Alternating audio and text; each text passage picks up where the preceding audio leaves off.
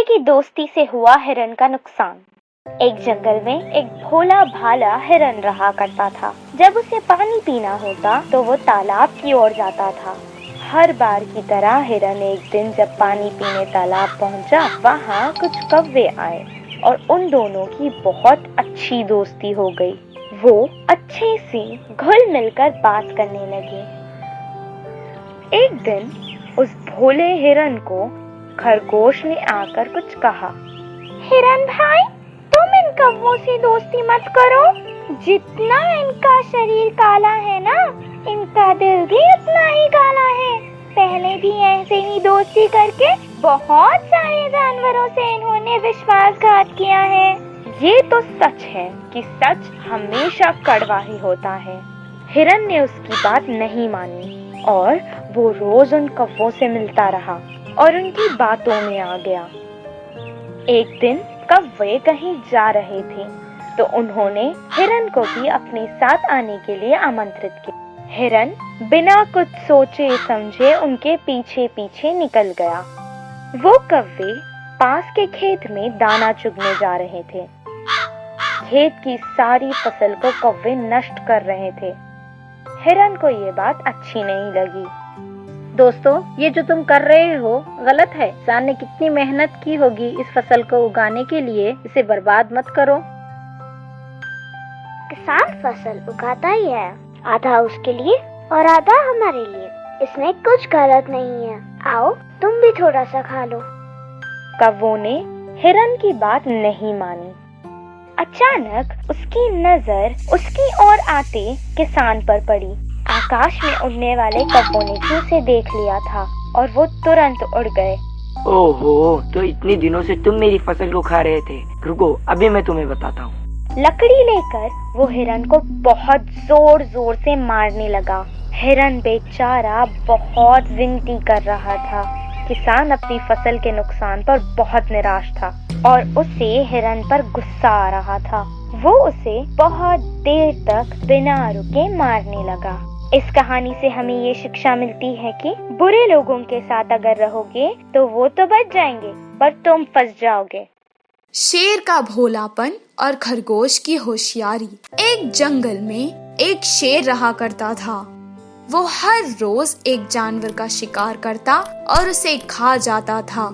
उससे सभी जानवरों को बहुत डर लगता था। एक दिन सब जानवरों ने एक सभा बुलाई और शेर के इस अत्याचार से बचने के उपाय सोचने लगे।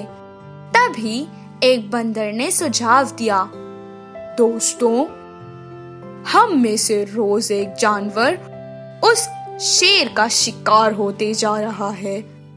कब किसकी जान को खतरा है पता ही नहीं। कोई चैन से इस जंगल में जी ही नहीं सकता। तभी लोमड़ी ने कहा, हाँ, तुम बिल्कुल सही कह रहे हो। मुझे भी कुछ समझ नहीं आ रहा है कि इस समस्या से कैसे बाहर निकले। बंदर ने कहा, दोस्तों, सब मिलकर एक उपाय सोचते हैं। हाँ, ठीक है। उन लोगों ने एक उपाय सोचा और तुरंत लोमड़ी को शेर के पास संदेश देकर भेज दिया। सब जानवर उसे दूर से देख रहे थे। लोमड़ी ने संदेश शेर तक पहुंचा दिया। शेर तुरंत सभी जानवरों से मिलने आ गया। शेर जोर जोर से दहाड़ने लगा। सभी जानवर डरकर इधर उधर भागने लगे। वहीं कुछ जानवर जो बहुत हिम्मत वाले थे रुक गए। हाँ बोलो, मुझे क्यों बुलाया?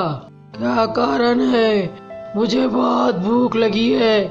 मुझे शिकार करना है। शेर राजा, अगर हम जिंदा हैं तो हमें भूख तो लगेगी ही, और आप जो रोज एक जानवर का शिकार करके उसे खा लेते हैं वो भी सही हैं, पर आजकल आप जरूरत से ज्यादा ही शिकार कर रहे हैं।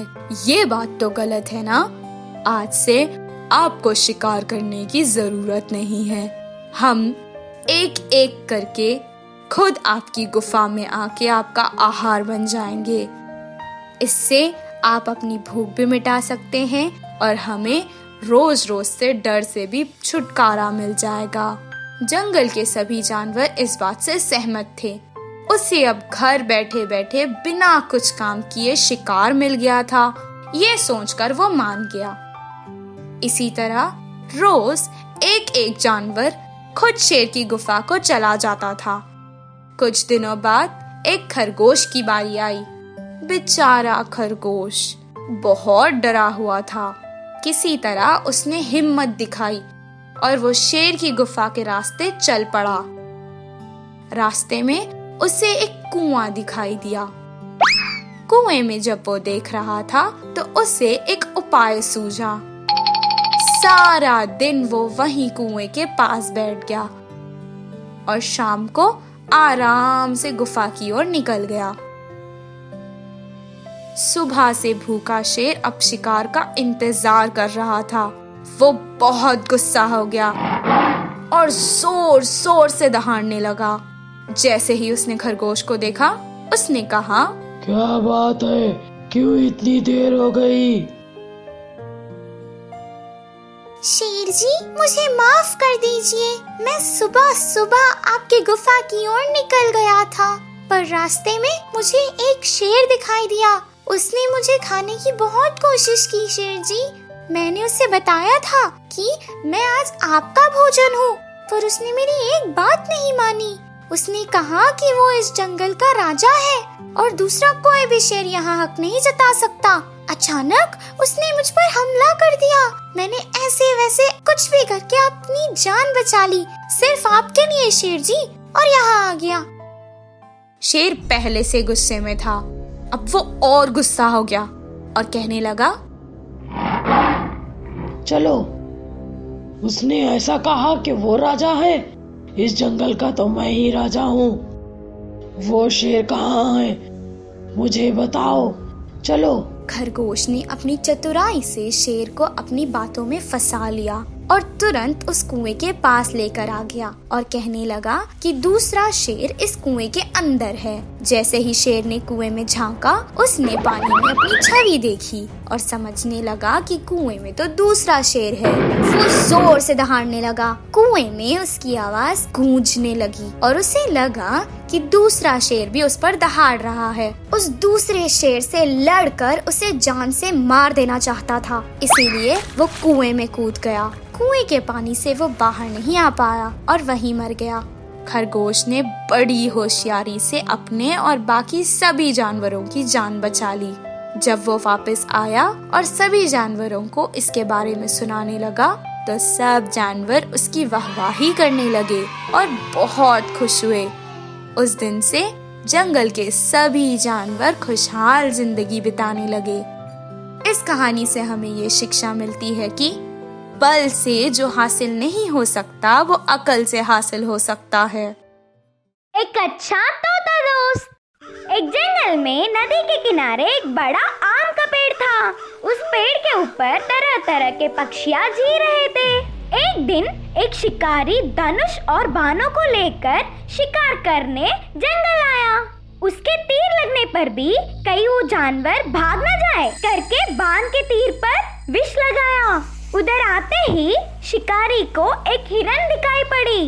तुरंत उसके बाण को हिरन पे निशाना लगाकर तीर छोड़ा तो हिरन तेजी से भाग गया और वह बाण सीधे सामने वाले उस बड़े आम के पेड़ को लगा। विषैली बाण लगने के कारण बड़ा पेड़ भी अचानक पूरा हिल गया।